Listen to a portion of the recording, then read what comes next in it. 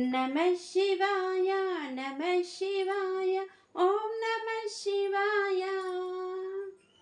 అజ్ఞానం లేకపోతే గురువు గారు ఎందుకు, తప్పులు చేసేవాడు లేకపోతే ఈశ్వరుడు ఎందుకు? ఈ ఇద్దరు ఖాళీ పనే ఉండదు వాళ్ళిద్దరికి కదండి. లోకంలో అజ్ఞానం ఉంది కాబట్టే గురువు గారు కావాల్సి వచ్చాడు. లోకంలో తప్పులు చేసేవాడు ఉన్నాడు కాబట్టే ఈశ్వరుడు కావాల్సి వచ్చాడు క్షమించడానికి. ఈ ఇద్దరు లేకపోతే ఈశ్వరుడికి పని లేదు, గురువు గారికి పని లేదు. కాబట్టి అమ్మవారు అంటుంటుందిట, ఏమిటి అలా కోపంగా చూస్తారేమిటి? తప్పులు చేశారు కాబట్టి వచ్చి కాళ్ళ మీద పడ్డారు, స్వీకరించండి. ఏమిటి అలా కోపంగా చూడకండి మీరు వాళ్ళ వంక అంటుంది. వాత్సల్యాది గుణోజ్వలాం భగవతీం. కారుణ్యాన్ని ఎప్పుడు ఎక్కడ చెప్తాం? ఏమిటంటే అలాంటి పని చేశాడు, ఆయనకి దయలేదండి అని ఇలా తొడ చూపిస్తారా? ఆయనకి దయలేదండి అని చెయ్యి చూపించరు. ఎంత పని చేశాడండి, ఆయనకి దయలేదండి అని ఇలా చూపిస్తారు. పరిపాలకులకు దయ ఉండాలి. అందుకని అమ్మవారు ఎక్కడ ఉంటుంది? వక్షస్థలంలో ఉంటుంది. వక్షస్థలంలో ఉన్నటువంటి అమ్మవారు కాబట్టి ఈశానాం జగతోస్య వెంకటపతేర్విష్ణోహ పరాం ప్రేయసీం తద్వక్షస్థల నిత్యవాసరసికాం. గుండెల్లో ఆవిడ ఉంటుంది అంటే ఆవిడ దయాస్వరూపిణి. అందుకే వేదాంత దేశికులు అమ్మవారి మీద శతకం చేస్తే దయాశతకము అని చేశారు. ఆయన మహానుభావుడు. వేదాంత దేశికులు అంటే ఏం మాటలు కాదు. శంకర భగవత్పాదులు లక్ష్మీదేవిని స్తోత్రం చేస్తే అలా బంగారు ఉసిరికలు కురిశాయో, అలా వేదాంత దేశికులు స్తోత్రం చేస్తే బంగారు ఉసిరికలు కురిశాయి. ఆయనకి సర్వతంత్ర స్వతంత్ర బిరుదుంది వేదాంత దేశికులకి. సర్వతంత్ర స్వతంత్ర అని ఎవరిని పిలుస్తారో తెలుసా అండి? ఏది కావాలన్నా ఈశ్వరుణ్ణి తప్ప ఇంకోళ్ళని అడగరు వాళ్ళు. ఆ లక్షణం ఉంటే సర్వతంత్ర స్వతంత్ర అంటారు. శృంగగిరి పీఠాధిపతులకి బిరుదునామాల్లో సర్వతంత్ర స్వతంత్ర ఉంది. శంకరాచార్యులు వారు ఓ వృద్ధ బ్రాహ్మణిని అనుగ్రహించాలనుకున్నారు. లక్ష్మీదేవిని స్తోత్రం చేశారు, బంగారు విసిరికలు కురిపించేసింది. అది సర్వతంత్ర స్వతంత్ర. వేదాంత దేశికులకి ఆ బిరుదుండేది. ఆయన బిరుదుకి అర్హుడు కారని నిరూపించాలని కొంతమంది అసూయాపరులు ఏం చేశారంటే, ఓ బ్రాహ్మణ పిల్లాన్ని పంపించి పెళ్లి చేసుకోవడానికి డబ్బులు లేవు మీరు ఇవ్వండి అని అడుగు. ఆయన దగ్గర డబ్బులేం లేవంటే ఆయనకేం డబ్బుల కోసం ఆర్తి లేదు. ఆయన మహానుభావుడు, ఈశ్వరుని నమ్ముకున్నవాడు. అందుకని అడుగు ఏం చేస్తారో చూద్దామన్నారు. ఇవ్వకపోతే నీకు సర్వతంత్ర స్వతంత్ర బిరుదు ఏమిటాయా అని అడుగుదాం అనుకున్నారు. ఈ బ్రాహ్మణుడు వెళ్ళి అడిగాడు, ఆయన పెళ్లికి డబ్బు ఇవ్వాలి, ఏం చేస్తారు? ఆయన ఒక్కసారి ఆలోచించారు. ఆలోచించి లక్ష్మీదేవిని స్తోత్రం చేశారు. అంతే. కనుక కాసులు కురిశాయి. అంతటి మహానుభావుడు వేదాంత దేశికులంటే ఆయన. అందుకే అమ్మవారి మీద శతకం చేస్తే ఇంకొక పేరు పెట్టలేదు, దయాశతకము అని పేరు పెట్టారు. అటువంటి మహాపురుషులు లోకంలో ఉన్నారు, చూపించారు అమ్మవారి అనుగ్రహం అంటే ఏమిటో. కాబట్టి లక్ష్మిగా ఆ పరాశక్తే విష్ణువు యొక్క గుండెల్లో ఉంటుంది. కాబట్టి వదనారవింద వక్షో వామాంక తటీ. రుద్రుడి దగ్గరికి వచ్చేటప్పటికి ఎడమ తొడ మీద కూర్చుని ఉంటుంది. ఎలా? కాళీగా. కాళీ శక్తి. ఆవిడ ఏం చేస్తుంది? సంహార ప్రక్రియనందు ఉపయోగపడుతుంది. అంటే మళ్ళీ మీ అందరూ వెంటనే దీనికి రకరకాల అర్థాలు తీసేసి కాబట్టి శివుడనగా చంపువాడు అని వ్యాఖ్యానం చేయకండి. మీరు ఆయన్ని పొందకపోతే ఆయన మిమ్మల్ని పొందడమే సంహార ప్రక్రియ. దాన్నే మహాప్రళయం అంటారు. మీకు నిద్ర ఇవ్వడం నిత్యప్రళయం. అసలు ఇంకొక పెద్ద అర్థం ఏమిటో తెలుసా అండి? వామదేవమూర్తి చేసేటటువంటి గొప్ప అనుగ్రహం ఏమిటో తెలుసా? రుద్రస్వరూపంగా మీకు రుత్యా ధర్మాన్ అవలోకయతి ప్రాపయితిత్వా. అది రుద్రశబ్దానికి అర్థం. అంటే ధర్మమును మీకు చెప్పి ధర్మమునందు మీరు నడిచేటట్టు చెయ్యగలిగిన వాడెవరో ఆయనకి రుద్రుడని పేరు. ఆయనదే ఉత్తరాభిముఖం వామదేవమూర్తి. ఇప్పుడు మీరు ఒకటి జాగ్రత్తగా ఆలోచించండి. మీకు సుఖములు కావాలి, మీ అమ్మాయికి పెళ్ళవ్వాలి, మీ అబ్బాయికి మంచి ఉద్యోగం రావాలి. మీ అమ్మాయికి పెళ్ళవలేదు, మీ అబ్బాయికి ఉద్యోగం రాలేదు. పెళ్ళైన అమ్మాయికి కొడుకు పుట్టాలి, ఆ అమ్మాయి కడుపు పండలేదు. ఇప్పుడు మీరేం చేస్తున్నారు? బాధపడుతున్నారు, మీ కన్నుల నీరు వస్తోంది. ఎందుకు మీరు ఏడుస్తున్నారు? ఈశ్వరుడు ఎందుకు మీ కోరిక తీర్చట్లేదు? గతమునందు చేసిన పాపం ఉంది. ఆ పాపము వలన ఇప్పుడు మీరు కోరుకున్న కోరిక తీరకుండా దుఃఖపడుతున్నారు. ఇప్పుడు మీ కోరిక తీరాలి. ఇప్పుడు కాదు, ఎప్పటికీ తీరుతూ ఉండాలి మీ కోరికలు. మీరు ఎటువైపుకు వెడితే తీరుతాయి? ధర్మం వైపుకు వెడితే తీరుతాయి. మీకు ధర్మం వినపడేటట్టు చేసి ఒక గురువు గారిగా మీకు ధర్మాన్ని ఉపదేశం చేసి మీకు ధర్మమునందు అనురక్తి కల్పించి మీరు ధర్మ మార్గంలో నడిచేటట్టుగా మార్చి దాని వలన మీ పాపములను కాల్చి వీడిప్పుడు మంచి మార్గంలోకి వచ్చాడని మీ కోర్కెలు తీరేటట్టు చేసేవాడెవరో వాడు వామదేవుడు. కాబట్టి ఆయన ధర్మమునిస్తాడు. అయితే ఏమండి వామదేవమూర్తి మీకు కోరికలు ఒకటే తీరుస్తాడా? కాదు. రుత్ ద్రావయతి ఇది రుద్ర. రుత్ అంటే ఏమిటో తెలుసా అండి? మోహింపచేయునది, స్తంభింపచేయునది, అడ్డగించున్నది, ప్రతిబంధకముగా అడ్డంగా పడుకునేదానికి రుత్ అని పేరు. అంటే మీరు దేనికి దేన్ని వాడుకోవాలో దానికి వాడుకోకుండా చేసేసి ఇంకొకలా వాడుకునేటట్టు మీ బుద్ధిని మోహపెట్టి మీ జీవితాన్ని పాడు చేసేదానికి రుత్ అని పేరు. కాబట్టి అది గురువుతో ఉండేటటువంటి అనుబంధాన్ని చెప్తుంది. శివుడే గురువుగా దిగొస్తాడు. నేను మొన్న మీకు చెప్పానుగా, నమ శంభవే చ మయోభవే చ నమ శంకరాయ చ మయస్కరాయ చ నమ శివాయ చ శివతరాయ చ. శాస్త్రముగా గురువుగా శివుడే ఉంటాడు లోకంలో. కాబట్టి ఇప్పుడు రుత్ ద్రావయతి రుద్ర, ఆ ఉపకారం మీకు చేసి మీ కోరిక తీర్చేవాడు వామదేవుడని నేను చెప్పవలసి ఉంటుంది తప్ప మీరెళ్ళి రోజు అక్కడ అలా అంటుండండి మీరు ఎన్ని పాపాలు చేసినా మీ కోరికలు తీరిపోతాయని నేను చెప్పుకుంటూ వచ్చాను అనుకోండి, అది అసలు వేద హృదయమును విడిచిపెట్టిన ఉపన్యాసం. అది కాదు. మనుష్యుడికి అలా బోధ చేయమని వేదాలు చెప్పట్లేదు, అలా చెప్పమని శాస్త్రాలు చెప్పట్లేదు. మీ మార్గమును మీరు మార్చుకోమని చెప్తున్నాయి. మీరు మార్గమును మార్చుకుని జరిగిన పొరపాటుకి మీరు చింతించి ఈశ్వరుడి దగ్గర క్షమార్పణ వేడుకున్న ఉత్తర క్షణంలో ఆయన ఉదారుడై మీ పక్కన నిలబడతాడు. అసలు ఆ బుద్ధి దేని వల్ల కలుగుతుంది? దారి తప్పిన వాడికి దారి తప్పామని చెప్పేవాడు దొరకాలి, చెప్పిన వాడి మీద విశ్వాసం మీకు కుదరాలి కదండి. మీరు జగ్గంపేట వెళ్ళారండి, కుడి పక్క కడితే అన్నవరం, ఎడం పక్క కడితే రాజమండ్రి. మీరు రాజమండ్రి వైపుకి నడిచి వెళ్ళిపోతున్నారు. చలివేంద్రం దగ్గరికి వెళ్ళారు, ఈశ్వరుడే మిమ్మల్ని దిద్దడానికి వచ్చాడు. ఏమంటే ఎక్కడికి వెడుతున్నారన్నాడు, అన్నవరం. అదేమిటండి ఇటు వస్తున్నారు? ఇప్పటికే 15 కిలోమీటర్లు అనవసరంగా నడిచారు. మళ్ళీ ఇప్పుడు ఈ 15 కిలోమీటర్లు వెనక్కి నడిచే బదులు మీరు జగ్గంపేట నుంచి 10 కిలోమీటర్లు వెళ్ళుంటే, కత్తిపూడి నుంచి 10 కిలోమీటర్లు వెళ్ళుంటే మీరు అన్నవరం వెళ్ళుండేవారు. కత్తిపూడి నుంచి అటు వెళ్లకుండా కత్తిపూడి నుంచి ఇటు ఎందుకు వచ్చారండి అని అడిగాడు. నోరుమొయ్యి, నీ ఇష్టం వచ్చినట్టు మాట్లాడక, నా ఇష్టం నా కాళ్ళు నేను ఎడతాను అని మీరు అటే వెళ్ళారనుకోండి, మీరు రాజమండ్రి వెళ్తారు, జగ్గంపేట ఎడతారు. అరేరే నా వల్ల ఎంత పొరపాటు జరిగిందా, ఇటు వెళ్ళకూడదనమాట, అయితే ఇటు వెళ్ళాలన్నమాట. మీరు మార్గం మార్చుకున్నారు, ఎటు ఎడతారు? అన్నవరం వెళ్ళిపోతారు అంతే. మీ మార్గమును మార్చి మీకు శ్రేయస్సు చేకూర్చున్నది వామదేవ ముఖము అని నేను చెప్పాలి కదండి. తప్ప మీరు ఏమైనా చేసేయండి, వెళ్ళి నమస్కారం చేయండి, మీ కోరికలు తీరుస్తూ ఉంటుందని నేను చెప్తే అంతకన్నా అన్యాయం ఇంకోటి ఉందా? ఎందుకు ఇంకా ఉపన్యాసం? ఏ ధర్మబోధ చేయడానికి అది?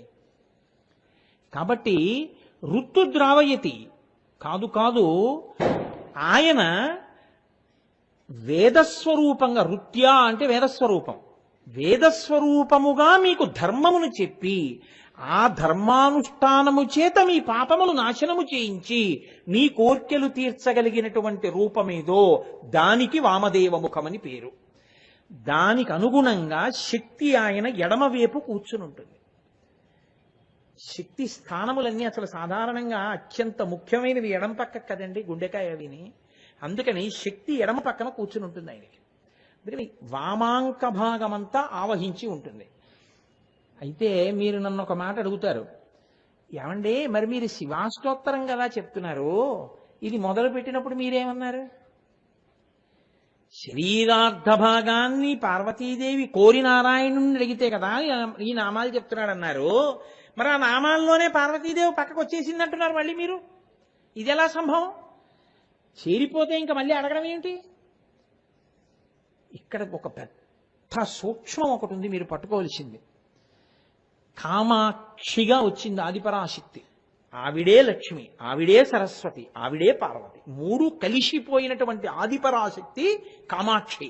మీరు కామాక్షి దగ్గరికి వెళ్ళి విమలపటి కమలకుటి పుస్తక రుద్రాక్షస్త హస్తపుటి కామాక్షి పక్ష్మలాక్షి కలిత విపంచి విభాసి వైరించి అన్నారనుకోండి, ఆవిడ సరస్వతీ కటాక్షం ఇస్తుంది. ఏది మరుపు లేకుండా జ్ఞాపకం వచ్చేటట్టుగా చేసేస్తుంది ఆవిడ. ఆవిడ దగ్గరే నిలబడి మీరు లక్ష్మీ కటాక్షం కావాలని శ్లోకం చెప్పారనుకోండి, ఆవిడే లక్ష్మీ కటాక్షం ఇస్తుంది. మీరు ఆ కామాక్షి దగ్గరే నిలబడి నాకు శక్తి కావాలి అని శ్లోకం చెప్పారనుకోండి, ఆవిడ మీకు శక్తిని ఇచ్చేస్తుంది. ఆవిడ దగ్గరికి వెళ్ళి మీరు మోక్షం కావాలి అని అడిగారనుకోండి, ఆవిడ అది ఇచ్చేస్తుంది. అందుకే మూకశంకరులు ఆవిడ్ని ప్రార్థన చేస్తూ శివ శివ పశ్యంతి సమం శ్రీ కామాక్షి కటాక్షితా పురుష విపినం భువనం అమిత్రమిత్రం లోష్టంచ యువతి బింబోష్టం అన్నారు. ఆమ్రేడితంతో శివ శివ అంటూ మొదలెట్టారు శ్లోకాన్ని. అంత జ్ఞానం ఇచ్చేస్తుంది ఆవిడ. అందుకే ఆవిడ కామకోటి, ఎంత కోరికనైనా తీర్చగలదు. ఇప్పుడు ఈ ఆదిపరాశక్తి లక్ష్మిగా, సరస్వతిగా, పార్వతిగా 3 శక్తులు కలిసిపోయిన మూలపుటమ్మ ఎవరుందో ఆవిడ. పోతన గారు ఆవిడ్ని ప్రార్థన చేశారు. అమ్మలగన్నయమ్మ ముగురమ్మల మూలపుటమ్మ చాలా పెద్దమ్మ సురారులమ్మ కడుపారడి బుచ్చినయమ్మ తన్నులోనమ్మిన వేల్పుటమ్మల మనంబున ఉండెడియమ్మ దుర్గమాయమ్మ కృపబ్ధినిచ్చుట మహత్వ కవిత్వ పటుత్వ సంపదల్లన్నారు. అటువంటి తల్లి సరస్వతీ కటాక్షం, లక్ష్మీ కటాక్షం, శక్తిని కూడా ఇవ్వగలిగినటువంటి సమిష్టి స్వరూపమైనటువంటి ఆదిపరాశక్తి ఎవరిని భర్తగా కోరుకుంది? పరమశివుణ్ణి కోరుకుంది. ఏకాంబరేశ్వరుణ్ణి కదా కోరుకుంది. ఏకాంబరేశ్వరుడు అంత తొందరగా ఆవిడికేం దొరకలేదు. వేదములన్నీ మామిడి చెట్టు అయ్యి వచ్చాయి. 4 కొమ్మలు, 4 వేదములు. 4 వేదములు ఒక చెట్టుగా వస్తే ఆ వేదమంతా ఎవరి గురించి చెప్తోందో ఆయనే సైకతలింగంగా వచ్చాడు. ఎవరో చేయలేదు దాన్ని, కామాక్షియే. అందుకే మీరు కామాక్షి అమ్మవారి గుళ్ళో కంచిలో ఇలా ఎదురుగుండా నిలబడ్డారనుకోండి, ఎదురుగుండా అరుగుంటుంది. అరుగు మీద నిలబడి ఇలా నమస్కారం చేశారనుకోండి, ఏకకాలంలో 5 కామాక్షులు కనబడతారు మీకు. మీకు ఆ దర్శనం చేయడం తెలియాలి కామాక్షి అమ్మవారి దేవాలయంలో. అది తెలియకపోతే మీరు ఆనందం అనుభవించలేరు. ఇలా మీరు ఎదురుగుండా చూస్తే మీకు కూర్చున్న కామాక్షి కనపడుతుంది. మీరు కొంచెం పక్కకెళ్ళి అమ్మవారి శయన మందిరం వైపుకి అడుగులు వేసి మీరు కొంచెం ఇలా లోపలికి చూస్తే గర్భాలయంలో తపోకామాక్షి కనపడుతుంది పక్కన. అంటే అమ్మవారి మూర్తికి కుడి చేతి పక్కకు ఉంటుంది తపోకామాక్షి. మళ్ళీ మీరు ఇలా నిలబడి ఇలా కుడి పక్కకి తల తిప్పితే ఉత్సవ కామాక్షి ఉంటుంది. మీరు ఇలా ఎడం పక్కకి తల తిప్పితే బంగారు కామాక్షి ఉంటుంది. మీరు ఇలా వెనక్కి తిరిగి తల తిప్పి విమానంలోకి చూస్తే విమాన కామాక్షి ఉంటుంది. కాబట్టి 5 కామాక్షులు మీరు నిలబడిన చోట దర్శనం అవుతాయి. మళ్ళీ ఈ 5 దర్శనాల్లో ఒక గొప్పతనం ఉంటుంది. ఇప్పుడు నేను మళ్ళీ దాని జోలికి ఎక్కడ వెళ్ళను, అలా వదిలేయండి. 5 కామాక్షులు దర్శనం అవుతారు. ఇప్పుడు ఈ కామాక్షి తపోకామాక్షి అయింది. ఆవిడ తపించింది. సరస్వతీ శక్తి, లక్ష్మీ శక్తి, పార్వతీ శక్తి ఒకటైన కామాక్షి దేని గురించి తపించింది? భర్తని పొందడానికి. ఎవరిని భర్తగా పొందింది ఆవిడ? ఇసకని తన చేత్తో ఇలా కుప్ప చేసింది, శివలింగం అయింది. ఇప్పుడు ఆవిడ శివలింగాన్ని ఆరాధన చేస్తోంది రోజు. పరమశివుడు పరీక్ష పెట్టాడు. ఏం చేస్తుందో చూద్దాం. తన జటలో ఉన్నటువంటి గంగని విడిచిపెట్టాడు. ఆ గంగ అమాంతం వచ్చి సైకతలింగాన్ని తీసుకెళ్ళిపోతోంది. ఆవిడ వెంటనే కాళీస్వరూపాన్ని ప్రార్థన చేసింది. ఆవిడలో ఉన్న శక్తే కదండి. కాళీస్వరూపం వచ్చి ఆ గంగ అంతా తాగేసింది. శంకరుడు అనుకున్నాడు, ఓహో కాళీస్వరూపంతో గంగ తాగేస్తావా, చూడేం చేస్తానని కాళీస్వరూపాన్ని కూడా ముంచెత్తగలిగినంతటి గంగని సృష్టించాడు. ఇప్పుడు ఆవిడ తన అన్నగారు నారాయణుణ్ణి ప్రార్థించింది. నారాయణ నారాయణి కదండి. మీరు కంచి విడితే ఆ వైభవం తెలుస్తుంది. అసలు అమ్మవారికి విష్ణువుకి ఎంత దగ్గర సంబంధమో మీకు కంచిలో ప్రకాశిస్తూ ఉంటుంది. ఆయన ఏం చేశాడు, గబగబా వచ్చి, అమ్మా ఇది శివుడి పరీక్ష చెల్లి, నీటిని ఆపే ప్రయత్నం కాదు, శివుణ్ణి గట్టిగా పట్టుకో, ఆయన్నే నమ్ము, నన్ను కొట్టుకుపోయినా పర్వాలేదు కానీ ఈ ప్రవాహం నిన్ను పాడు చేయడానికి వీల్లేదు, లింగాన్ని కౌగిలించుకో అన్నాడు. వెంటనే అన్నగారి మాటలు విని ఆవిడేం చేసింది, గట్టిగా కౌగిలించుకుంది. అందుకే కంచి విడితే ఏకాంబరేశ్వర లింగం దగ్గర నిలబడి ఓ శ్లోకం చెప్పాలి. ఏమని చెప్తారో తెలుసా అండి? ఉమాలింగన సంక్రాంత కుచకంకణముద్రితం లింగమేకామ్రనాథస్య సైకతం సముపాస్మహే అని చెప్పాలి. చెప్తేనే మీ మనసులో ఆ పొంగు వస్తుంది ఏకాంబరేశ్వరుడు ముందు నిలబడినప్పుడు. ఆవిడ గట్టిగా కౌగిలించుకున్నప్పుడు ఆవిడ చేతి కంకణములు ఆ శివలింగానికి గుచ్చుకుని ముద్రలు పడ్డాయి. అమ్మవారు గట్టిగా కౌగిలించుకోవడంలో ఆవిడ యొక్క కుచములు, స్తనాగ్రములు గుచ్చుకుని ముద్రలు పడ్డాయి. ఆవిడ అంత గట్టిగా కౌగిలించుకుంటే ఆవిడ ప్రేమకి అందులోంచి ఏకామ్రనాథుడు ఆవిర్భవించాడు. ఆవిర్భవించి కామాక్షి నిన్ను స్వీకరిస్తున్నానన్నాడు. అందుకే మీరు శివాలయంలో చూసేటటువంటి శివలింగం ఏకాంబరేశ్వరుడి యొక్క శివలింగానికి పృథివీలింగం, దానికి అభిషేకం లేదు, నీళ్లతో అభిషేకం చేయరు. పానవట్టం మీద నీళ్లు పోస్తారు, శివలింగానికి పునుగు రాస్తారు. మీరు పొద్దున్నే గుడికి వెళ్ళి ఉత్సాహంతో అర్చకులను అడిగితే చూపిస్తారు ఆ పునుగు. దాన్ని రాస్తారు నల్లగా, పౌరాయి గూళ్ళో ఉంటుంది ఆ శివలింగం. అమ్మవారు ఎలా పెట్టిందో అలాగే ఉండిపోయింది, అది పునుగే రాస్తారు దానికి. మామిడి చెట్టు కింద ఆవిడ్ని స్వీకరించినప్పుడు, కామాక్షిని స్వీకరించిన శివుడు ఉంటాడు. చిత్రం ఏమిటో తెలుసా అండి? ఆయన ఇలా కూర్చుంటాడు, అమ్మవారు ఇటు కూర్చుని ఈయన్ని చూస్తుంటుంది. వీళ్ళిద్దరి మధ్యలో సుబ్రహ్మణ్యుడు ఉంటాడు. చెల్లి, నీ కోరిక తీరిందా? పెళ్లిపీటల మీద చేరావా? పొందావా బావగారిని? ఇప్పుడు నీకు సంతోషమా? వీళ్ళిద్దరూ సంతోషంగా ఉన్న సన్నివేశాన్ని చూసేది ఎవరో తెలుసా అండి? కింద వ్యాఘ్రపాదుడు పతంజలి ఉంటారు. ఒక్క కంచిలోనే మీరు చూడగలరు. మూలపీఠం కింద ఉంటారు. ఎక్కడ? మామిడి చెట్టు కింద చూడాలి. వ్యాఘ్రపాదుడు పతంజలి. మీరు అక్కడికి వెళ్ళి కొంచెం నిన్నే కాదు పార్వతి, ఇక్కడికొచ్చి ఎవరు నన్ను ప్రార్థన చేసినా అనుగ్రహిస్తానని చెప్పడానికి ఈవిడ్ని ఇలా అంటూ శివుడు ఇలా అంటుంటాడు, ఎవరొచ్చినా ఇచ్చేస్తానని. ఇప్పుడు చెల్లెలు బావగారి వైభవాన్ని చూసి పొంగిపోతున్నవాడు ఎవరో తెలుసా అండి? చెల్లి చూసావా, ఇప్పుడు బావగారితో సంతోషంగా ఉన్నావా అంటూ ఎదురుకుంటా గోడ మీద విష్ణు ఉంటారు. మీరు ఇలా వంగి పైకి చూస్తే కనపడతారు ఆయన. ఏమి కాంచీపట్టణం అండి! అయోధ్య, మధుర, మాయా, కాశీ, కాంచీ, అవంతిక, పురి, ద్వారవతి చైవ సప్తైతే మోక్షదాయక. దక్షిణ భారతదేశంలో ఉన్న ఏకైక మోక్షపురి. నాకు అందుకే ఆ కాంచీపురం అంటే అంత ప్రాణం, అంత ఇష్టం నాకు. కాబట్టి అటువంటి కాంచీపురంలో కామాక్షి, సరస్వతి, లక్ష్మీ, పార్వతీ స్వరూపమైనటువంటి ఆదిపరాశక్తి ఎవరిని పొందింది? ముందు పరమేశ్వరుణ్ణి పొందింది, ఈశ్వరుణ్ణి పొందింది. ఆయన ఎడమ పక్కకొచ్చి కూర్చుంది ఆవిడ. కాబట్టి ప్రకృతి పురుషులుగా కలిసినప్పుడు సమస్త శక్తులు ఎవరి యందు లీనమై ఉంటాయి అంటే శివుని యందు లీనమై ఉంటాయి. అందుకే ఆద్య కుటుంబినే, మొట్టమొదట ఉన్న వాళ్ళు లోకంలో వీళ్ళిద్దరే. ఇది చెప్పడానికే శంకరాచార్యులు వారు శివానందలహరి చేస్తే నిత్యాయ త్రిగుణాత్మనే పురజితే కాత్యాయని శ్రేయసే సత్యాయాద్య కుటుంబినే మునిమన ప్రత్యక్ష చిన్మూర్తయే అని శ్లోకం చేస్తూ ఆద్య కుటుంబిని, మొదట ఉన్న కుటుంబం అంటారు. ప్రకృతి పురుషులుగా వాళ్ళిద్దరూ ఉన్నారు. కాబట్టి అది కామాక్షి స్వరూపానికి ఉన్న గొప్పతనం.